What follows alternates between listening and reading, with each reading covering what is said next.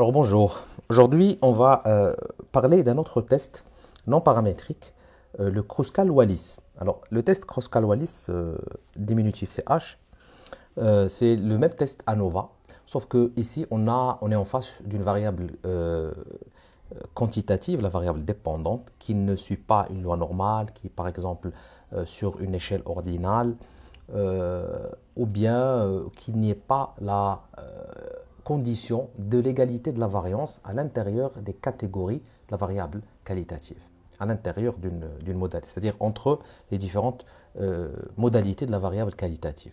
Alors tout simplement, il y a un problème avec les conditions que je vous ai déjà écrites sur la description, sur la vidéo précédente, pour le test ANOVA. Donc lorsqu'il y a un problème avec ANOVA, il faut absolument passer vers le test Kruskal-Wallis. On va utiliser la base de données s'appelle comme ça, hein, le fichier Kruskal-Wallis ANOVA dans la base de données que vous allez trouver dans la description. Et vous allez trouver trois groupes contrôle, un groupe de contrôle, un groupe qui ont reçu un traitement spécial qui s'appelle cryothérapie, et un groupe qui a reçu ce traitement plus un système de compression. Tout cela pour réduire la douleur, pain score, c'est un score de douleur pour des personnes par rapport à leurs muscles. Et donc, on a voulu juste comparer ceux qui ont reçu ce traitement avec ceux qui ont reçu deux choses par rapport à ceux qui n'ont rien reçu. Le groupe de contrôle, c'est le groupe de base avec lequel on va comparer ces différents scores.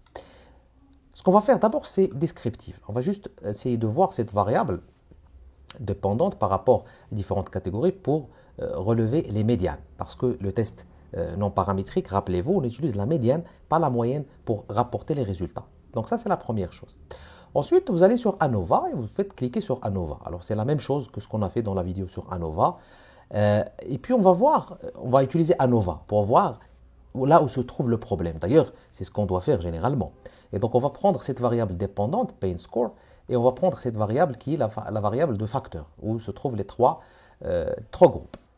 Et on voit très bien que le test en lui-même, il est significatif. Mais il faut vérifier les présupposés, les conditions. Et on va cliquer sur test d'homogénéité. Et regardez bien que le test d'homogénéité, il est significatif. Qu'est-ce que ça veut dire? Ça veut dire que effectivement, on ne peut pas rejeter l'hypothèse, on va plutôt rejeter l'hypothèse nulle, H0 de ce test, qui correspond à l'égalité de la variance. Donc, on n'a pas respecté l'égalité de la variance. C'est pour cela qu'on va passer, on va même utiliser le QQ, regardez. Alors, ils vous ont mis bien sûr ce fichier pour visualiser en même temps et pour comprendre pourquoi on va utiliser ce test Kruskal-Wallis. Et regardez, il n'y a pas de linéarité dans les extrémités, ni en haut, ni en bas. Regardez, on s'écarte de la linéarité dans les deux cas. Et donc, c'est pour cela qu'on va passer sur le test de Kruskal-Wallis. Alors, ce qu'il faut faire, regardez en bas, vous cliquez sur test non paramétrique et vous choisissez cette variable traitement. Ici, vous la faites rentrer. Automatiquement, il va vous donner le test de Kruskal-Wallis parce que c'est l'équivalent de l'ANOVA. Et on voit très bien que le test est significatif. La valeur du test, H, c'est celle-là, avec 2 degrés de liberté. On va rajouter certaines choses pour essayer de, si vous voulez, d'une part, de donner comment dire, des graphiques. Donc on va rajouter les graphiques, par exemple Rain Cloud qui est très bien, qui donne un peu tout, on l'a déjà vu plusieurs fois, et on va cliquer sur affichage horizontal. Et regardez bien que le test il est significatif dans sa globalité. Maintenant on va chercher là où se trouvent les différences, mais visuellement on voit très bien que le groupe de contrôle il a plus de douleur par rapport à ce groupe d'abord, le groupe de cryothérapie, et celui qui a reçu les deux choses en même temps, regardez, il a beaucoup moins de douleur que celui-là. Un peu moins par rapport à ici, il n'y a pas de grande différence. Par contre, par rapport au groupe de contrôle, regardez, la médiane, elle est là, et la médiane, elle est là. C'est le petit trait noir. Très bien. Donc là, on a visualisé qu'il y a des différences. On va essayer statistiquement de prouver ça. On va aller sur, bien sûr, test post-hoc. Et le test post-hoc qu'on va utiliser, qui se trouve sur JASP, on va faire appeler cette variable traitement, mais on ne va pas utiliser Tukey, on va utiliser le test de Dunn. Et c'est un test qui va permettre de comparer, il va s'afficher en bas, regardez.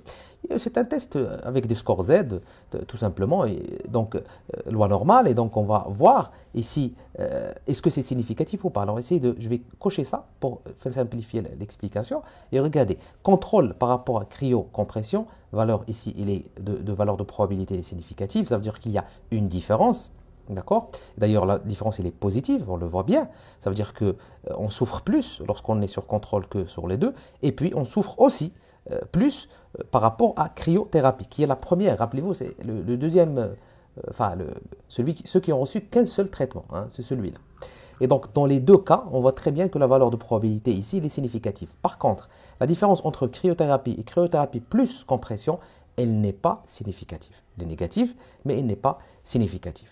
D'accord?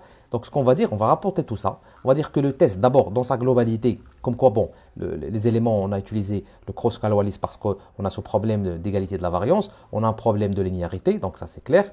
On va dire que le test Cross-Cal-Wallis, il est là, il est significatif. Et on va aussi dire la différence où elle se trouve. Qu'elle se trouve ici, et pas entre les deux traitements eux-mêmes. Très bien. Donc, comment on rapporte ça sur Word? On va dire que les scores de douleur ont été significativement affectés par la modalité. Le test, hein, le Cross-Cal-Wallis, il est là, avec le score de H et puis la valeur de probabilité. Les comparaisons par paire, utilisant le post-hoc de Dan, ce qu'on a utilisé, ont montré que, ici on redonne la médiane comme j'ai dit, pas la moyenne, la cryothérapie et la cryothérapie avec compression réduisent, bon, ils ont la même médiane, hein, c'est ce qu'on a trouvé, significativement les scores de douleur, première probabilité, deuxième.